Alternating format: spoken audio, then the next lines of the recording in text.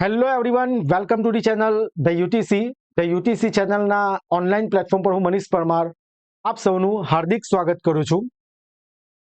તો આજે GSSB દ્વારા ઓફિશિયલ વેબસાઇટ પર એક અપડેટ આપવામાં આવી છે કે જેમાં જે એક્ઝામ જુનિયર નિરીક્ષક એડવર્ટાઇઝમેન્ટ નંબર 253 2024-25 કે જેની સંભવિત તારીખ 6 જુલાઈ ના રોજ જે એક્ઝામ આપણી કન્ડક્ટ થવાની હતી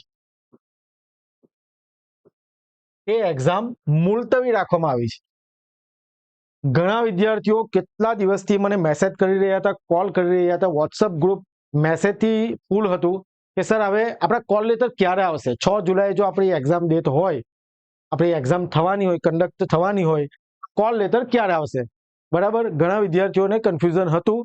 તો GSSB દ્વારા જે અપડેટ આપી છે તેમાં એડવર્ટાઇઝમેન્ટ નંબર 253 2024-25 ની એક્ઝામ મુલતવી રાખી છે કે જેની ઓફિશિયલ જે તમે અહીંયા જે નોટિફિકેશન છે જોઈ શકો.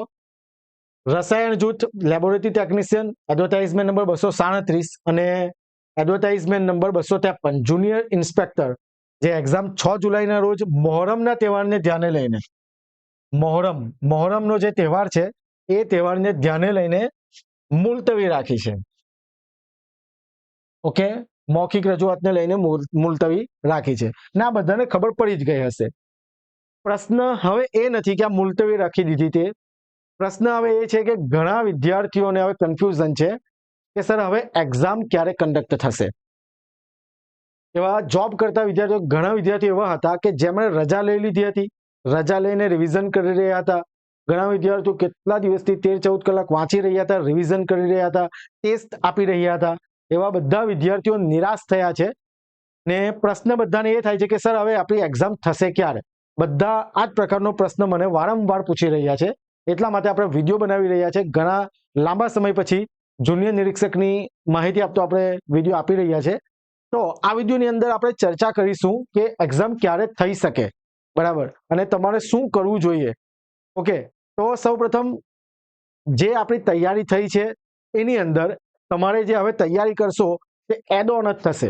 ધારો કે કંઈક બાકી છે તમારું વાંચવાનું, તમને એવું તો ખ્યાલ આવી જ ગયો હશે કે મારું આટલું રિવિઝન બાકી છે, મારું આ ટોપિક બાકી રહી ગયો હતો, આ ટોપિક મારો વીક છે, તો એને ફરીથી પ્રિપેરેશન કરવાનું સ્ટાર્ટ કરી દો. બરાબર છે. આપણે એક્ઝામ ક્યારે હોઈ શકે એની ચર્ચા કરવા પહેલા હું તમને આ રીતના એક માહિતી બીજી પર આપવામાં આવી હતી કે જેમાં એડવર્ટાઇઝમેન્ટ નંબર 274 2024-25 જે જુનિયર નિરીક્ષક ક્લાસ 3 જે દિવ્યાંગ વિદ્યાર્થીઓ માટેની એડવર્ટાઇઝમેન્ટ હતી કે જેની એક્ઝામ 18 જુલાઈના રોજ સંભવિત તારીખ છે. આ પણ સંભવિત જ છે. આ 18 જુલાઈના રોજ થશે કે નહીં એક મોટો પ્રશ્ન છે. પણ ધારો કે એવું સમજીએ કે 18 જુલાઈના રોજ આ એક્ઝામ કન્ડક્ટ થાય છે, બરાબર, તો આપણી એક્ઝામ એટલે કે રેગ્યુલર વિદ્યાર્થીઓ જે છે એડવર્ટાઇઝમેન્ટ નંબર 253, તો એવા વિદ્યાર્થીઓની એક્ઝામ આ તારીખે થશે. તો મારો જવાબ એ રહેશે કે 18 જુલાઈના રોજ આ એક્ઝામ કન્ડક્ટ કરી શકાશે નહીં, કારણ કે જે પ્રશ્નપત્રના લેવલ હોય તે થોડા અલગ આવે છે. બરાબર, એટલે પહેલી વસ્તુ કે 18 જુલાઈના રોજ જે એક્ઝામ થવાની સંભાવના છે એકદમ નહિવત છે. તો એક્ઝામ ક્યારે થઈ શકે? તો જુલાઈના એન્ડ સુધી અથવા તો ઓગસ્ટના ફર્સ્ટ વીકમાં. એટલે તમે એવું સમજી શકો કે તમારી પાસે 25-30 દિવસ જેવું છે. જ્યારે પણ આપણો નેક્સ્ટ જે રજાનો દિવસ એટલે કે સન્ડે આવશે એન્ડ ઓફ જુલાઈમાં અથવા તો ફર્સ્ટ વીક ઓફ ઓગસ્ટમાં તમારી એક્ઝામ કન્ડક્ટ થશે. બરાબર, આ એક સંભવિત તારીખ છે કે જેથી તમને થોડો ખ્યાલ આવે. આપણે એવું નથી કહેતા કે 8 તારીખે એક્ઝામ થશે, એવું કોઈ પાસે માહિતી હોતી નથી. પહેલી વસ્તુ તો આટલું ધ્યાન રાખો, એવી કોઈ પાસે પરફેક્ટ માહિતી હોતી નથી. બરાબર, ખાલી આપણે એક સંભાવના બતાવી શકીએ કે આ તારીખમાં થઈ શકે, કારણ કે હું તમને શાના બેઝિસ પર કહું છું. કોઈક એક એડવર્ટાઇઝમેન્ટ હતી 234 નંબરની એડવર્ટાઇઝમેન્ટ હતી, બાગાયત મદદનીશ.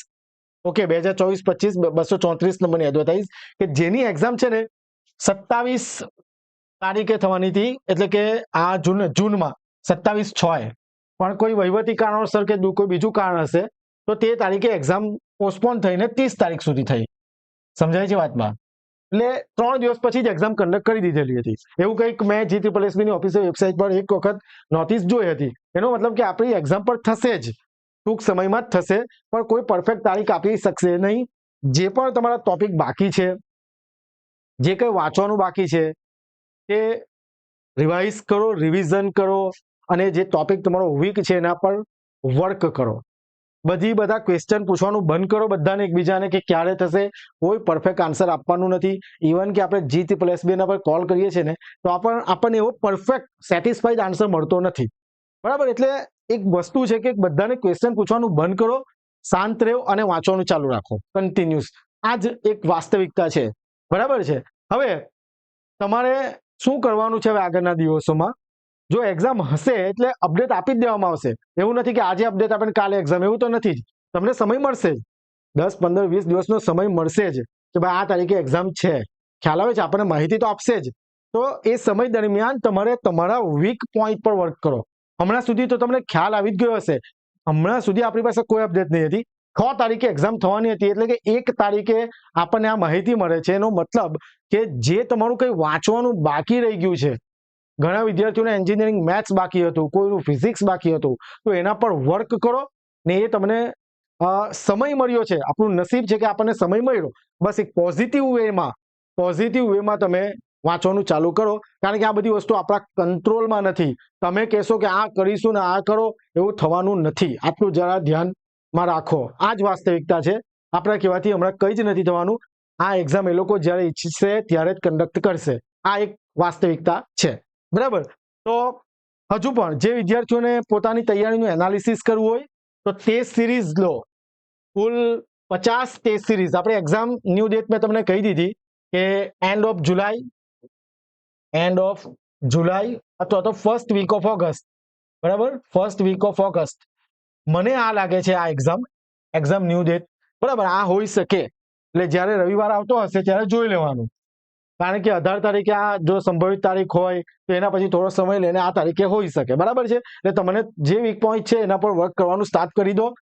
ને જો કોઈ વિદ્યાર્થી પોતાની પ્રિપેરેશનનું એનાલિસિસ કરવું હોય તો ટેસ્ટ સિરીઝ છે અવેલેબલ આપણી એપ્લિકેશન પર.